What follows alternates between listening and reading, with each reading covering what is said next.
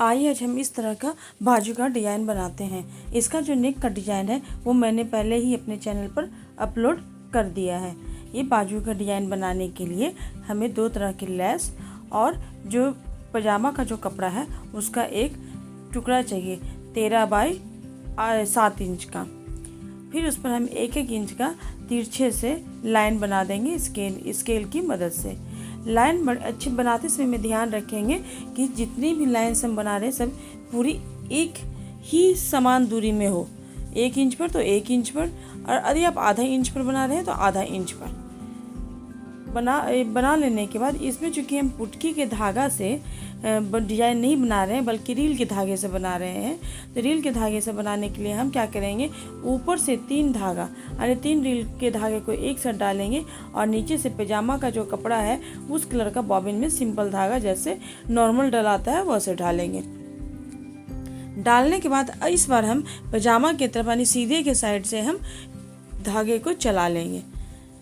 धागे को चलाने के समय में थोड़ा सा ध्यान रखना है कि हम सीधे सीधे एकदम चलाएं, टेढ़े टेढ़े न चला लें। इसके लिए आप प्रॉपर ध्यान से और धीरे धीरे की सिलाई कीजिएगा ताकि सब कुछ अच्छा हो। जो नए बिगनर्स हैं उन्हें तो बिल्कुल ही इस डिजाइन को बनाने के लिए सिर्फ यहीं पर आपको ध्यान देना है कि लाइन बिल्कुल सही स्ट्रेट एकदम होनी चाहिए। ये यदि आपको हमारा चैनल का कंटेंट पसंद आता है तो हमारे चैनल को सब्सक्राइब कीजिए और हमारे वीडियो को लाइक कीजिए, साथ ही अपने दोस्तों फ्रेंड के साथ इसे शेयर भी कीजिए ताकि बाकी आपके दोस्त भी इस डिज़ाइन को देखें और उन्हें इच्छा हो तो वो बनवाएं या बनाएं।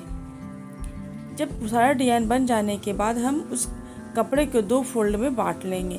2 फोल्ड में बांट करके उसे हम कट कर लेंगे।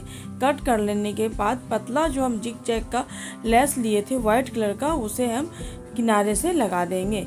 किनारे से लगाते समय भी ध्यान रखेंगे कि आधा से कम लेस को एक साइड करके हम लगाएंगे।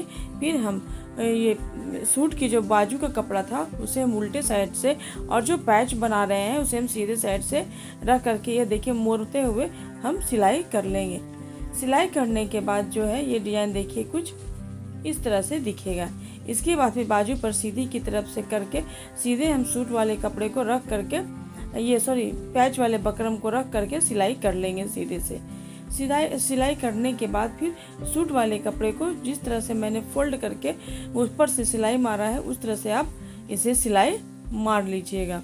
सिलाई मारते समय में सिर्फ ध्यान रखना है कि सूट वाले मतलब बाजू वाले जो कपड़े हैं उसे खींचना नहीं है।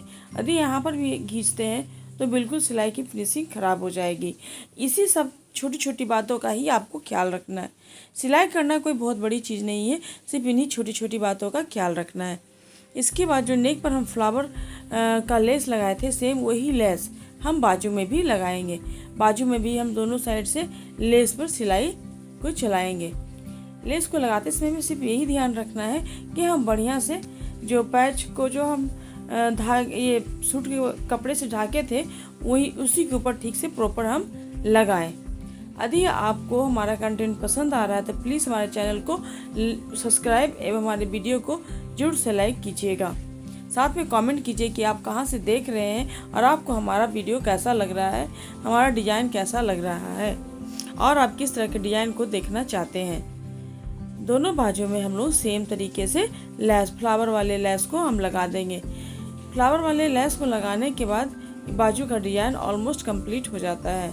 लेकिन देखिए कंप्लीट हो गया, लेकिन बाजू के डिज़ाइन को कंप्लीट हो जाता है। ये देखिए दोनों बाजू के डिज़ाइन को आप देख सकते हैं। लेकिन चूंकि हमारे जो नेक का पेच का जो डिज़ाइन था उसमें मैंने सितारे का यूज किया था, यह देखिए, इसलिए बाजू में भी हम एक एक सितारे का यूज जरूर करेंगे।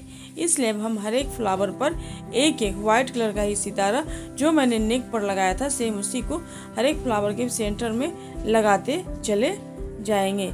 लगाते समय में आप या तो उसे गोंद से चिपका सकते हैं जो ग्लू आता है, या फिर उसे आप प्रॉपर सिलाई कर सकते हैं। तो दोनों ही तरीका सही है। ग्लू वाला भी जल्दी नहीं निकलता और सिलाई वाला भी अच्छा ही होता है। तो जिस तरह से आपको सुविधा हो आप अपनी सुविधा के अनुसार आप यूज करें। सब पर एक एक फ्लावर पर हम एक एक सीक्वेंस को लगाएंगे। सीक्वेंस लगाने के बाद वो उतना दिखता तो नहीं है, लेकिन हाँ हल्का हल्का शाइनिंग करता है, जो कि काफ़ी आपके डिजाइन को प्रॉपर और अच्छा बनाता है। देखिए लगने के बाद ये इस तरह से हो जाएगा, पता नहीं चल रहा है, आप ध्यान से देखेंगे तो ही पता चलेगा, कभी कभी वो शाइनिंग देती है।